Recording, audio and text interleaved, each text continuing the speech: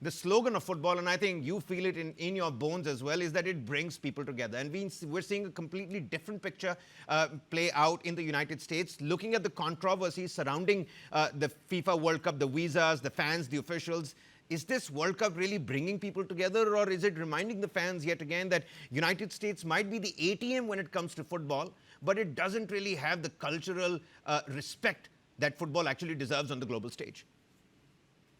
First of all, thank you so much for having me on News9.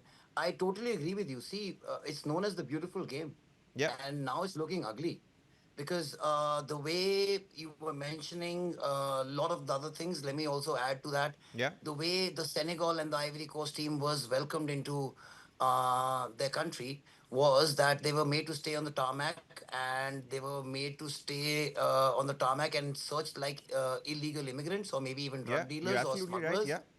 And do you know the way they were sent off from their country?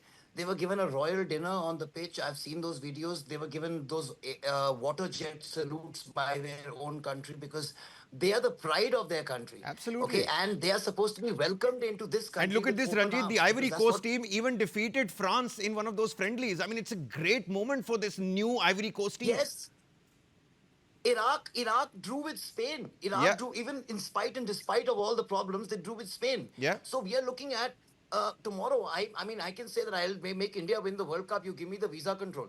I'll make sure all the best players don't come in.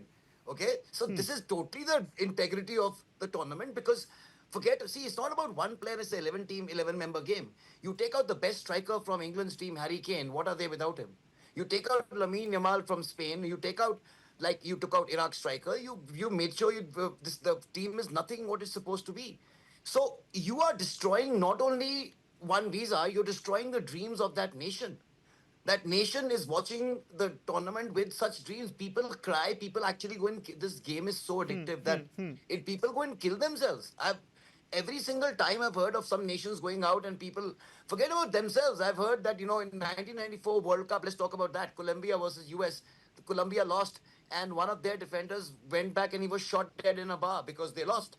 So I mean, this game really affects. And after that, you have these kind of problems where you call the entire world, either Yeah, don't yeah, host it. yeah. If you're hosting it, then you welcome every person with open arms because in a sporting event, now, like you said very rightly, mentioned Olympics, there are even going to be people from all the countries which Mr. Trump has banned.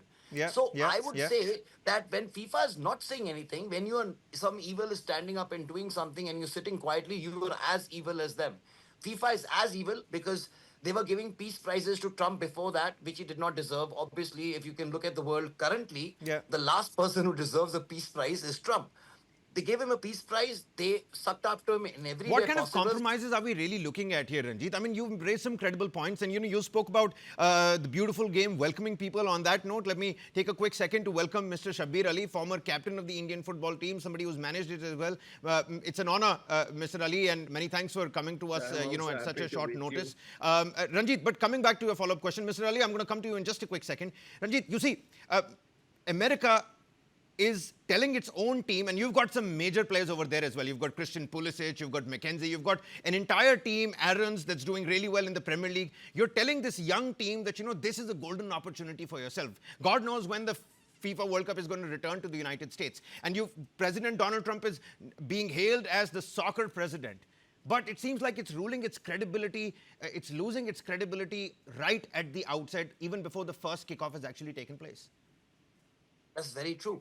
And I think FIFA lost its credibility last time when Qatar got the World Cup because that was so unfair. And now you have to see what they've done. They've given it to Mexico and Canada for a reason, and they're now going to shift it back. They've given it to three different continents, and they're now going to shift it back again to Saudi Arabia in 2034. The only way they could have done that because every 4 years the continent needs to change.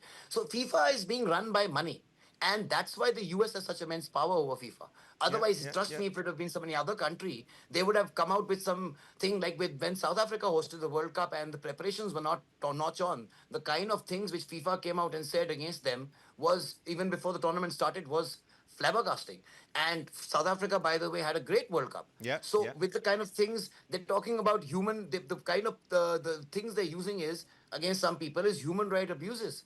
I mean, from a country like coming US, that's very rich because what's happening in the US currently, I can't breathe. Their own citizens can't breathe. You've got black people being killed every single day because of racism. You've got racist attacks happening every day, and you've got Look at Cuba, look at white supremacists Venezuela. coming. You've got all of these South American, Latin countries as well that, and you know how they breathe and, live football on an everyday basis. Yes, For them it's to their not life. being able to come and fill up those stadiums is going to be a huge problem.